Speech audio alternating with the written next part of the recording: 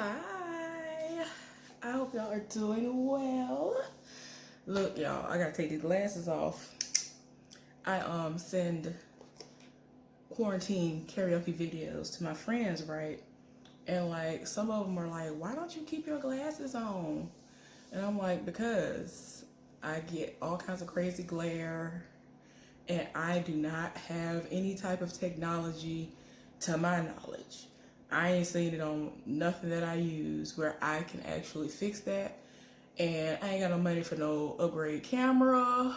So look, I'm gonna take these glasses off. Y'all know it's me. Y'all know I'm blind. It just is what it is. So anyway, y'all, thank you for taking the time out of your day to visit my channel. I really do appreciate it. Like this video for me and subscribe if you have not already. Anyway, y'all, I already know y'all ain't gotta roast me. I already know I'm late. But let's get into this video. So this is the third episode of the newest season. The fourth episode came on last night. I will more than likely put the recap of that up tomorrow, so be looking out for that. Hopefully, if all goes according to plan. The weather's gonna be crazy. It's crazy right now. It's not that bad, but it's raining, and I wasn't expecting that. It's so random. I think it's supposed to rain tomorrow too, but it's gonna be blazing hot first. Anyway, enough about that. Y'all, the episode started out with Lawrence being in his mirror where you could tell that he was practicing for some kind of a pitch or presentation that he was gonna have to do at work. So then he is abruptly interrupted by this alarm, which is kind of like the alarm that I would have to use. I'm sorry, I cannot get up for I can't get up for nothing as bad. I literally have two phones.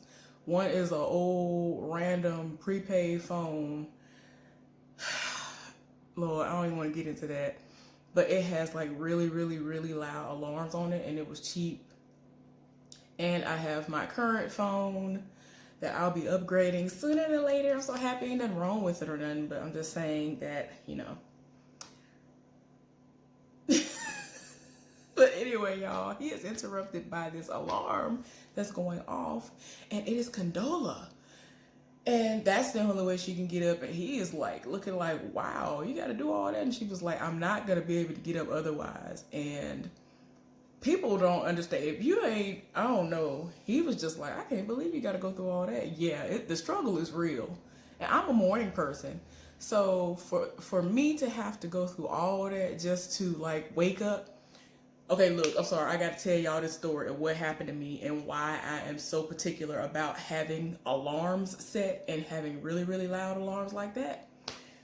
Dang, I'm on the thing, so I can't even let y'all hear what it sounds like. But anyway, this is the story, y'all.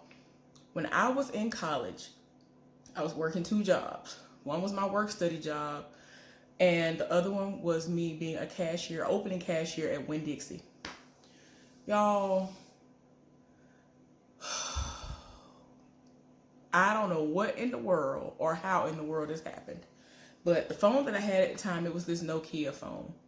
And I would always turn my phone off at night, and my alarm would somehow, like some kind of way, the phone would cut back on and the alarm would cut on. Okay, cool. So I never knew that, I never knew that that was the case until one day I had an alarm set and it cut on. I was like, wow, that's cool. So I tested it again. And I kept testing it, and it did it every single time. So one morning, I was supposed to get up. Keep in mind now, me speeding, it takes me 20 to 25 minutes to get to work because of the location that I worked at. I didn't work at the closest location. I worked at the location that was closest to Alabama State University, which is where I graduated from. So it took me longer than it would have taken had I, been at the location that was closest to my house. Y'all, for some reason, that alarm didn't go off. It was set. So I was like, why did my phone not cut on? Y'all, I ended up waking up like 30 minutes after I was supposed to be at work. And everybody is looking like, where is she? Because I don't do that. I don't ever be late for work. Like none of that.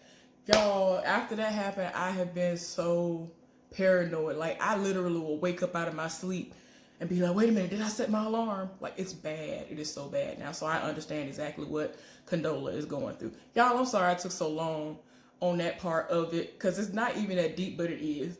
at the same time in real life. I'm sorry I had to explain that. It is real out here. Anyway, y'all. So they start talking, and she's like, look, I'm having Friendsgiving at my house or whatever. Lawrence invites himself. He was like, oh, well, I can help, help you set up and all this other stuff. So he literally invites himself. And she was like, oh, well, you ain't got to do that. He was like, oh, no, but I want to. Invited himself. Okay, cool. Do what you do. So, he then is done with that conversation. And later on, he goes to work. He goes to work and he's trying to figure out if the people who he's meeting with are ready to see him for his presentation. And the receptionist is like, yeah, so that's been pushed back, rescheduled or whatever. And like her demeanor, like her whole aura is off to the point where it's like, all right, what's going on here? So then he learns later on that one of the investors pulled out.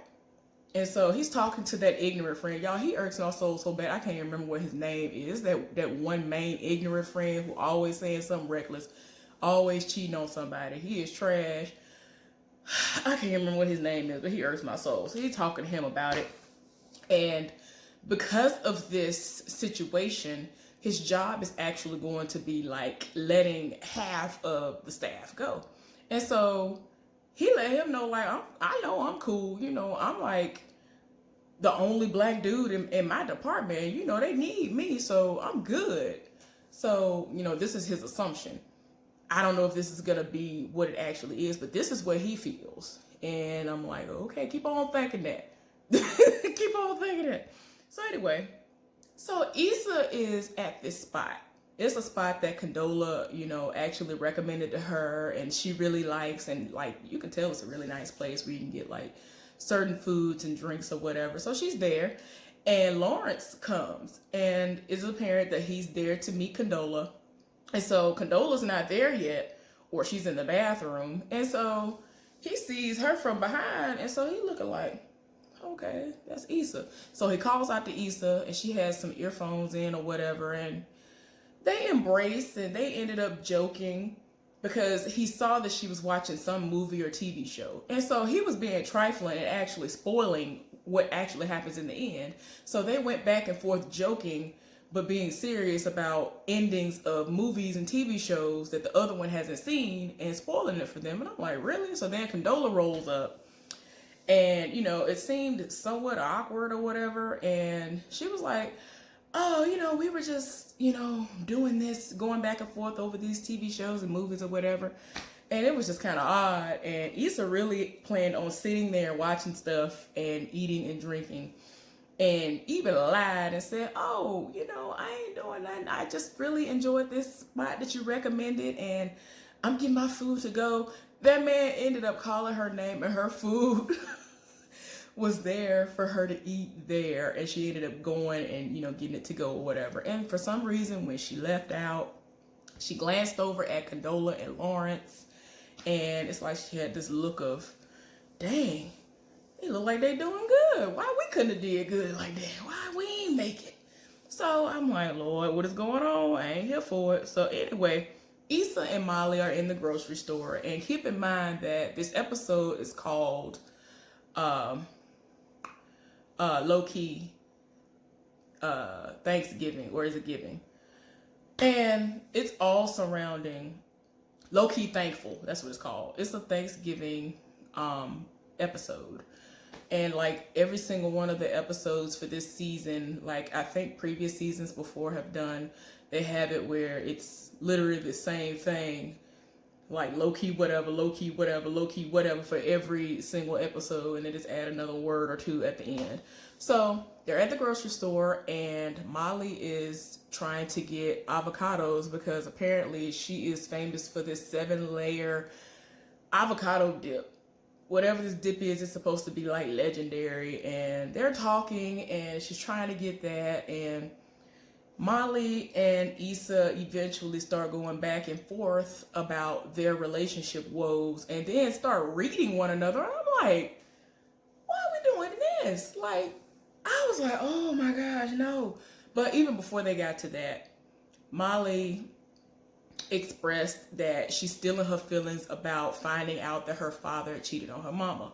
And like she like took that to heart. I would take that to heart too. Like if I ever found something like that about my daddy, I don't know how I don't think I would be able to be around my daddy like that. Like I would probably be holding a grudge for a long time too, because of what I've seen my whole life. My daddy lives for my mama, and my mama has been through a lot. When I tell you, my mama has had several surgeries, and he was right there cleaning the wounds while she was healed, all that stuff. It's just like, wow. And like when it seemed like she down for the count, he right there. Things that other people probably would have left somebody over, he was right there. It's like, this is a real dude right here. Like, this is a real man. So for her to find out that her daddy was cheating on her mama, like, she is done. Like, she has not, I don't even think she's spoken to him at all. And I try to talk to my dad as often as I can. And he give me my life. My daddy is hilarious, y'all. Anybody that know my daddy, like, as soon as they say his name, it's like a smile comes over their face. My daddy is everything. People live for my daddy.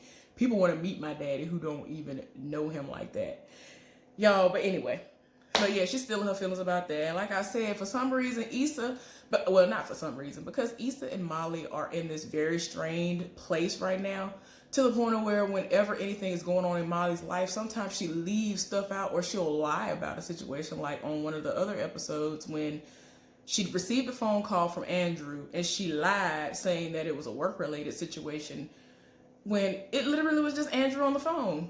And it's like she just felt like, well, dang, I don't want to tell Issa nothing because she gonna, be a hater and she gonna say something slick about it again. So, but my thing is this. I feel like if you're real friends with somebody, you should be able to tell them, like what it is. But at the same time, if they're telling you something that you don't agree with or something that you've seen as a pattern, I feel like both people should see both sides of the situation. So in Issa's case, I wish Issa would have been able to be like, well, dang, well, maybe it'll work out for you this time because you really, really like him. And ain't no situation attached. It ain't no throuple situation like it was with Dro and the heifer that he was with his wife and all this other stuff. It was just, that situation was so ignorant. And I was just like, Dro ain't nobody to be just getting your entire life for. And I'm just like, I can't. Y'all know how I feel about Dro. I'm so glad to have not seen him. Hallelujah. I'm sorry. I don't understand the fascination. Is it because he light skinned? Because he wasn't fine nowhere. I just didn't understand. I don't understand. I know I'm wrong. I'm sorry. I apologize. I can't do it. I don't understand the fascination. But anyway. But they really were reading each other. Oh my gosh. Molly said, I know you ain't talking when you was just over here having sex with somebody or in a relationship with somebody for free weed and alcohol or toilet paper and toiletries or something. I was like, oh my God. Like, it was true, but it was like, dang, why you say that out loud to somebody? But anyway, y'all, oh Lord, you can just tell it's rough. It's rough to the point where it was like, dang, can we talk later on? Because, we got issues. We just gonna have to discuss this. We really gonna have to have a sit down. Anyway, so Condola is at the house actually getting ready for Friendsgiving. Now, this has become a thing. I don't remember if it's actually become a term that they've added to the dictionary, but this really is something that goes on. And Lawrence came over. This is the prepping stage. Nobody's there. And he brought wine and all this other stuff. And the other day, well, earlier in the day or whenever this time frame happened, it might have been the day before, she was supposed to have a plumber to come over to fix her sink. And so he looked over and saw the sink was like dripping, and he was like, I thought you said that a plumber was gonna come over here. And then she was like, yeah, he was supposed to come and fix it. He came and he was like, dang, you got a sink. It's like, what you mean?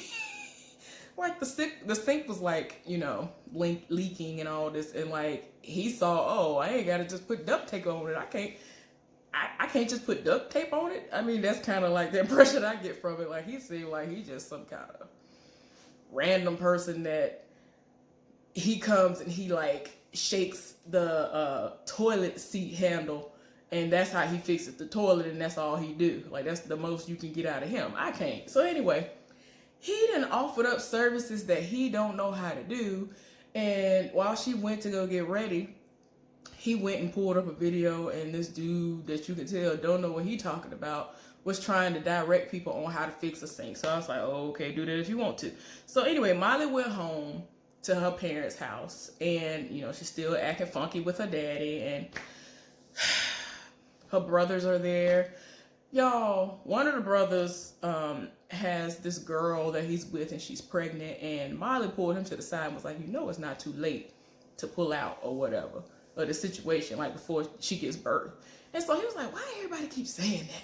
So basically, both of her brothers have like trash girlfriends. The other girlfriend seems like, I don't know if it's a wife or girlfriend, I think they're girlfriends. The other girlfriend looked like she's a stripper. I think they were trying to allude to the fact that she was a stripper by the shoes she had on later on in the episode, because I was like, oh, okay. And it's crazy because Molly tried to, you know, have a moment with Issa and was like, well, do you think I should bring Andrew? Because they actually are now exclusive. So she was like, no, I don't know if you need to do all that. You know, y'all just kind of made it official. And, you know, she was kind of looking like, well, dang, what can I do then?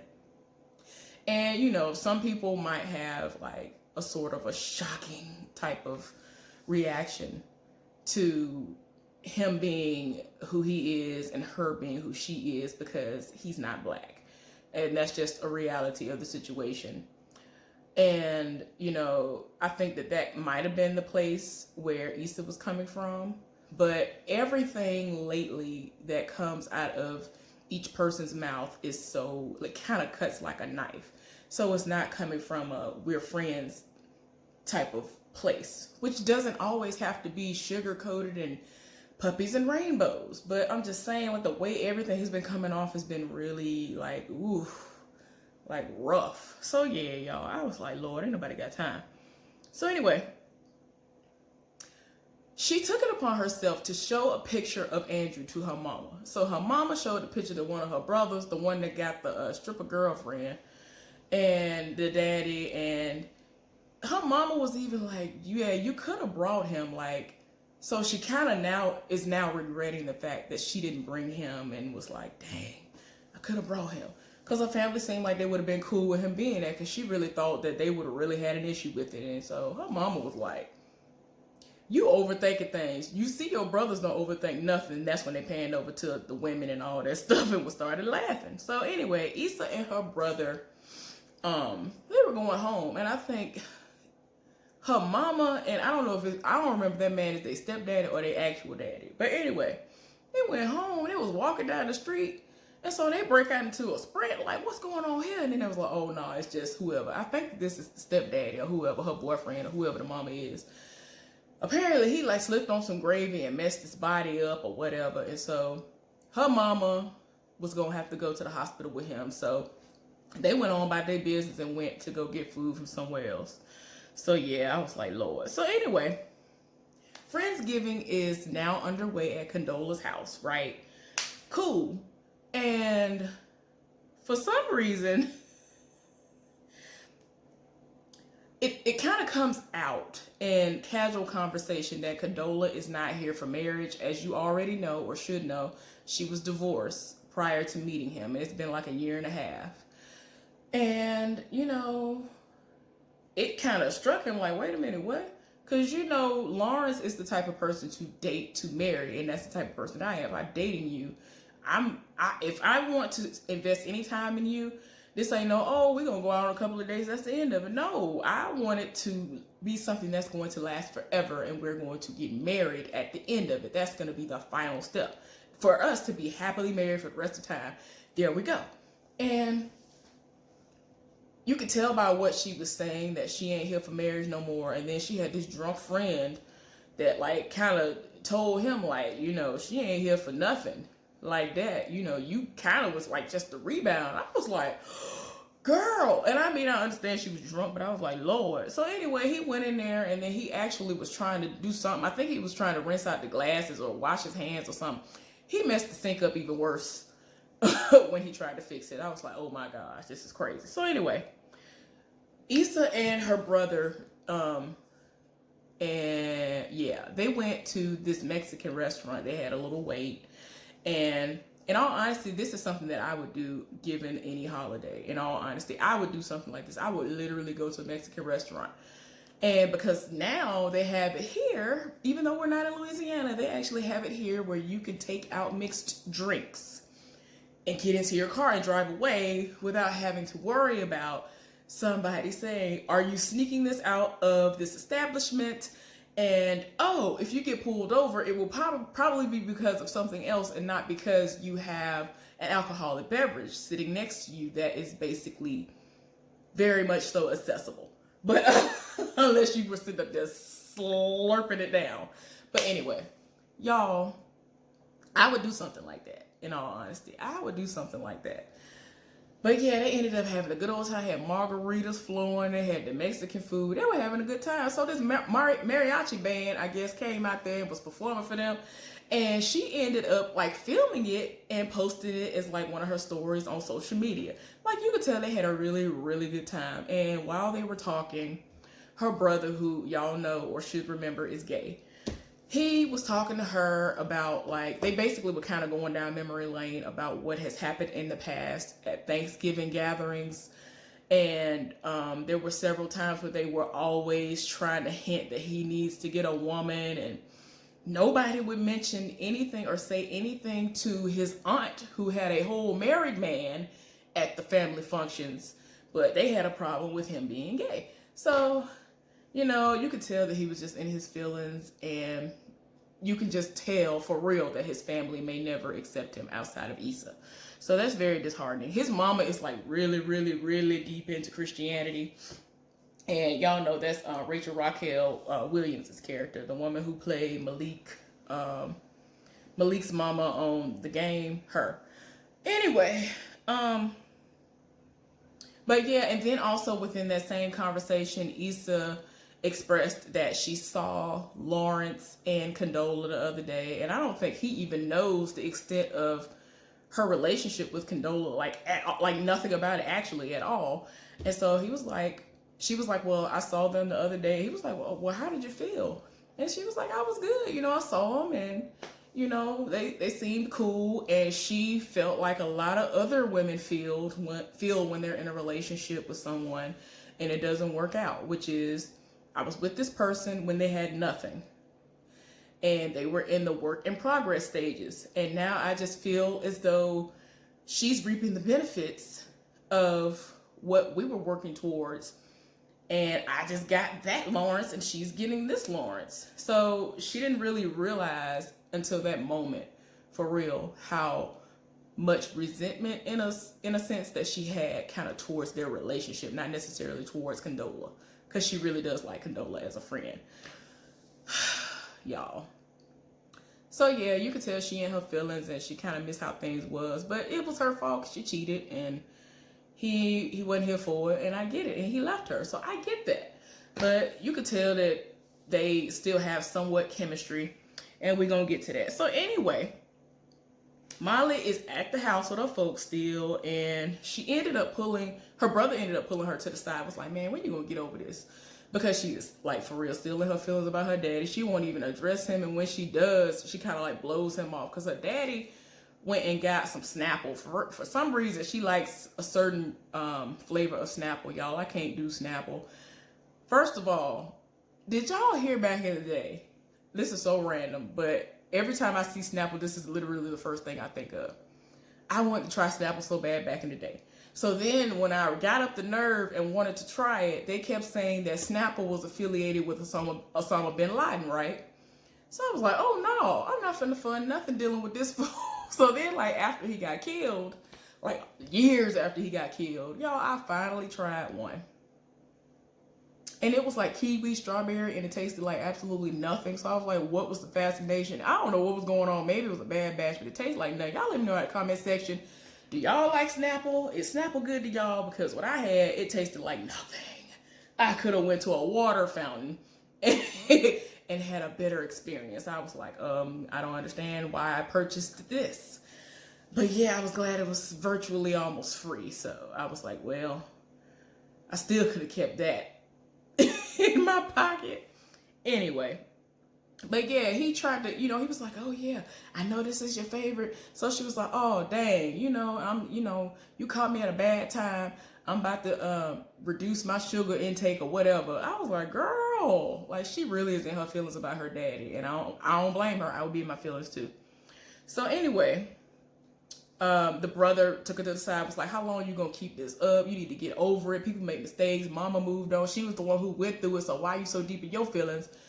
And she was just like, look, I'll try. So anyway, the Friendsgiving situation is now over and everybody has left.